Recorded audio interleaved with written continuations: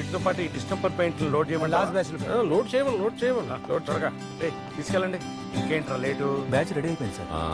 ఆ స్టాక్ మొత్తం చెక్ చేయండి. డిస్పాచ్ చేసేమంటారా? అవును, వెంటనే డిస్పాచ్ ఓకే చేయాలి సార్. ఇమ్మీడియట్. హే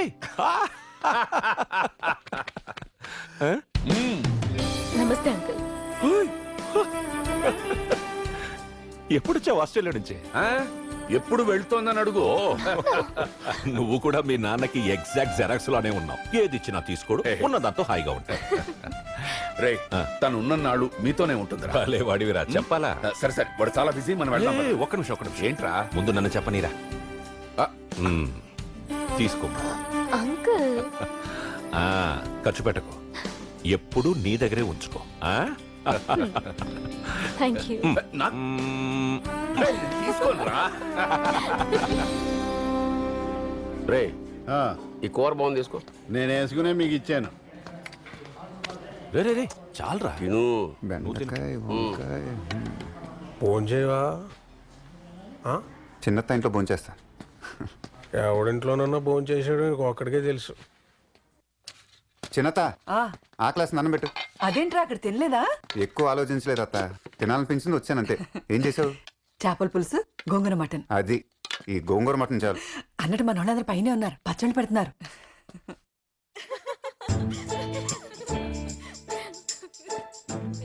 ఇప్పటి వరకు నన్ను ఎక్సైట్ చేసే మగాడే పుట్టలేదు. Open statement.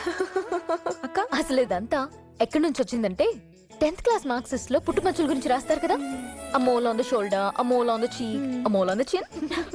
అలా మా మామయ్య ఒకడు నన్ను 6th క్లాస్ లో జాయిన్ చేసేటప్పుడు నేను చాలా తొందరగా పెరిగిపోతున్నానని తెలియక నడుం మీద పుట్టుమచ్చ గురించి a mole on the waist అని రాయించాడు. తింగరి మావయ్య. ఏదైనా ఇంటర్వ్యూకి వెళ్ళినా పొర్రపాటున ఎవరి చేతిలోనైనా పడినా అది చూసేసరికి పైకి కిందకి చూడడం, నా వంక చూడడం. మారన్ రే, ఇంకెప్పుడు మారుతారా? ఇంతకీ పుట్టుమచ్చ ఉందా, చెరిగిపోయిందా? ఉంటే చూపించు. చూపించు. నువ్వు కూడా వెళ్ళి తినేసి వస్తా. మరీ అన్నాలు కూడా తినకుండా వెనకాల పడిపోమంటే ఎలా?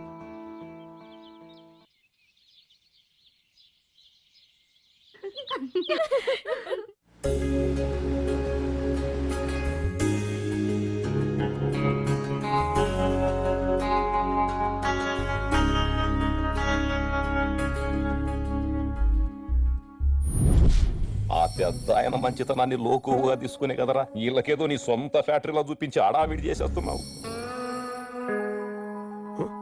ఎందుకు వచ్చాం? క్వశ్చన్ ఆన్సర్ నేనే చెప్తాను. పెద్ద పెద్ద కంపెనీలు చిన్న చిన్న కంపెనీలని కొనడం చాలా మామూలైన విషయం. కానీ మీ కంపెనీ ఏమంత చిన్న కంపెనీ ఏం కాదు, అంతా చూసొచ్చాం కదా. అసలు అమ్ముతామని ఎవడు చెప్పాడు? అది మీ క్వశ్చన్. డబ్బెవరికి చేయదు, అది నా సమాధానం. డబ్బు కోసం ఒకడు లొంగుతాడు, ఒకటి రెండు మాటలు పొగిడితే మరొకడు లొంగుతాడు. ఈ సోదేంట నా ప్రశ్న. అసలు ఇదంతా నేను ఎందుకు చెబుతున్నాను అని మీ క్వశ్చన్. ఏమిటో నేనొక మాట ఈయన చెవిని వేస్తే, ఈయన తీసుకెళ్లి ఆయన చెవిని వేస్తే ఓ పని అయిపోతుంది కదా అని నా సమాధానం. అసలు ఎందుకు అమ్ముతారు అని మళ్ళీ పల్లగుద్ది మీరే క్వశ్చన్. అదేమిటో చాలా క్లిష్టమైన విషయాలు కూడా ఈయనకి చాలా ఈజీగా అర్థమైపోతాయి.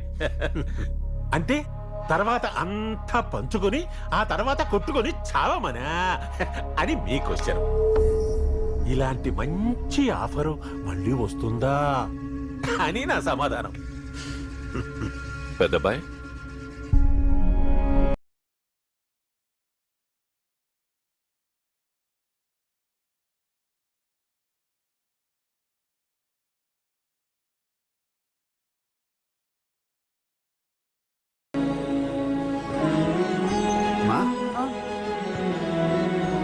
చిన్నత్తే ఎగ్జిబిషన్, బుజ్జిమాయ్ బాబాయ్ హోటల్, పెద్దమాయ్ గుడి. ఏం తప్పు చేశాడో ఏంటో ఒకటే అన్నాను.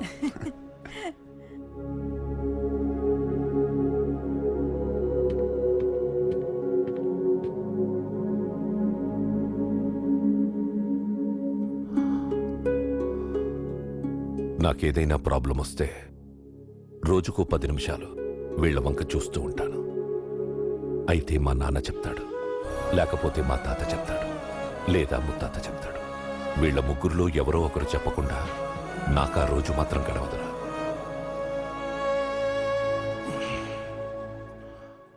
అయినా ఎంత ఇస్తారంట? ఓ 400 కోట్ల దాకా. ఓ 400 ఆ రోజున మా మామగారు నా చేతుల్లో పెడితే అది ఈ రోజు 400 కోట్లయింది. వినడానికి బాగుంది. 400 కోట్లకు అమ్మగలిగే తెలివితేటలు సంపాదించారా? మరి ఇంకే ఆ 400 వెనకున్న నమ్మకం, దానివల్ల నాకొచ్చిన ధైర్యం, వీళ్ళందరినీ కలుపుకొని వెళ్ళడం. అయినా బతకడం అంటే ఒకళ్ళనొకళ్ళు నమ్ముకోవడం, అమ్ముకోవడం కాదు. రే, ఏదైనా చెప్పరా, వినాలనుందే.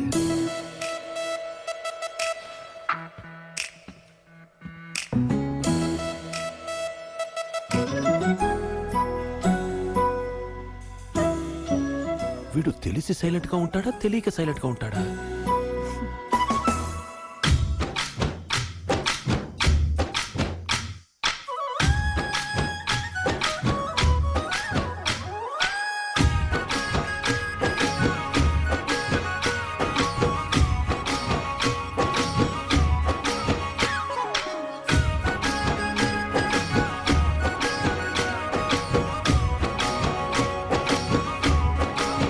తీసుకోండి. అన్నయ్య ఇంతకీ ఏర్పాట్లు బాబు చేసాడా కొడుకు చేసాడా? ఎవరైతే ఏముంది అది చూడు. ఇప్పుడు కూడా మొక్కలో నవ్వులేదు చూడు.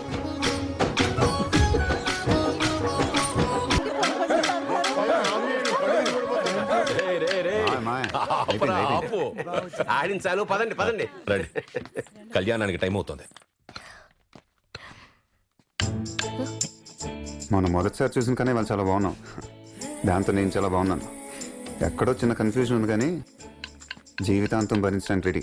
నువ్వు ఓకే అంటే ఉంటాను కదా 2 నెలలు, ఇద్దరం కలిసి చూసేద్దాం. 2 నెలలే? 2 నెలలు. ఈ స్పేస్ ని కొంచెం వాడుకోవచ్చా బావా? ఓ, ఈ స్టేజ్ మీద ఏదో ఇంట్రెస్టింగ్ జరుగుతుంది. బావా, మీ ఇద్దరి మధ్యకి నేనొచ్చానా, మన ఇద్దరి మధ్యకి తనొచ్చిందా, లేదా మా ఇద్దరి మధ్యకి నువ్వు వచ్చావా? నేను తనకోటి చెప్పాను, నాకోటి అర్థమైంది, నీకేదో అనిపిస్తుంది. పెళ్ళికెళ్దాం. మీరు రారా అండి?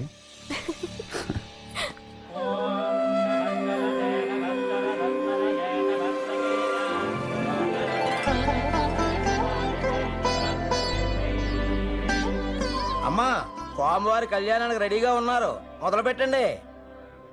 ఏంటొదిన గారు, లాస్ట్ టైం అబ్బాయి వైపు ఉండేవాళ్ళు, ఈసారేంటి అమ్మాయి వైపు వెళ్ళిపోయారు?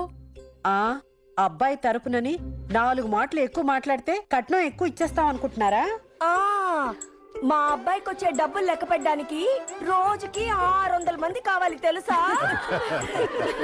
సరేనమ్మా, మీ డబ్బులు మీ దగ్గరే పెట్టుకోండి. అప్పులు కట్టాల్సినవి కూడా మీ ఆదాయం అంటే ఎలా? పైగా పేరు వడ్డీ కాసులవాడు, ఏడుకొండలవాడని. ఇదిగో, మా అబ్బాయి గురించి మాట్లాడే పని లేదు. ఏమైనా చెప్పుకోవాలంటే మీ అమ్మాయి గురించి చెప్పుకోండి. ఏమండి, అన్ని మీరు చూసుకునే వచ్చారా? మా గురించి మా అమ్మాయి గురించి తెలుసుకునే వచ్చారా, లేదా దొరికింది కదా అని ఫస్ట్ బస్ ఎక్కొచ్చేసారా? అయినా మా అమ్మాయి రంగేంటి, మీ అబ్బాయి రంగేంటి? ఏవి నలుపు అంత నలుపా? అబ్బో, మా అబ్బాయి నల్లవాడని తెలిసి కూడా మీ అమ్మాయి యుగ యుగాలుగా మా అబ్బాయి వెంట తిరుగుతూనే ఉంది. ఆ సంగతి మీరు తెలుసుకునే వచ్చారా, లేకపోతే నెక్స్ట్ బస్ రెడీగా ఉంది, ఎక్కి వెళ్ళిపోతారా? అవును, పొద్దునే బెల్లం సున్నుండలు బాగా తినొచ్చావమ్మా మా అమ్మాయి గురించి చెప్పడానికి. అయినా మా అమ్మాయి గుణగణాల గురించి చెప్పడం మొదలు పెట్టామంటే మీరందరూ కళ్ళు తేలేస్తారు.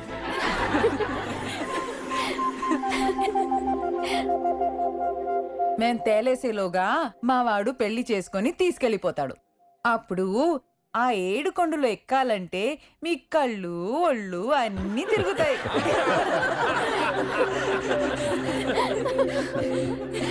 చేస్తే ఆ తృప్తే వేరు.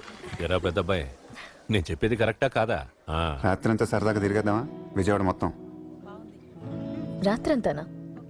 ఏమో, నేను చాలా ఎక్సైట్ అయిపోతే ఎవరినైనా తోడు తీసుకురమ్మంటావా, నన్ను ఒక్కదాన్ని తీసుకెళ్తావా?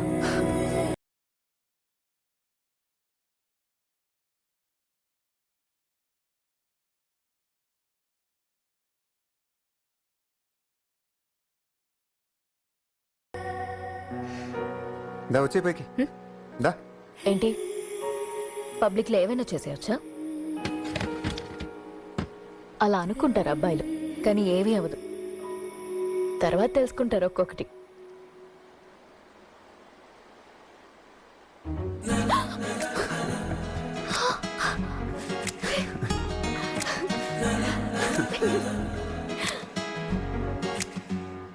నలభై 42, 43. కొంచెం సెలవు తీసుకొని సొంత పెళ్ళంలా ఫీల్ అయితే తప్పేం లేదేమో. ఇంకేంటి? నిన్ను పక్కన పెట్టుకుని ఎంత పద్ధతిగా ఉండాలో అంత పద్ధతిగా ఉండాలని గుర్తుపడుతుంది. ఇంకేం కావాలి? అయిపోయిందా? 44, మొత్తం తిరిగేద్దామన్నా 46. నీరసం వచ్చిందా? నీరసానికి వంకల పద్ధతి, పట్టు చీర. ఎక్కువ ఆలోచించలేదు, బాగుందని చెప్పాను. 48, 49. అదే చెప్పానుగా, లెక్క తేలనివని లెక్క పెడుతుంటారు అబ్బాయిలు.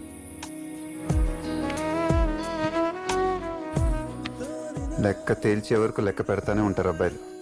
54,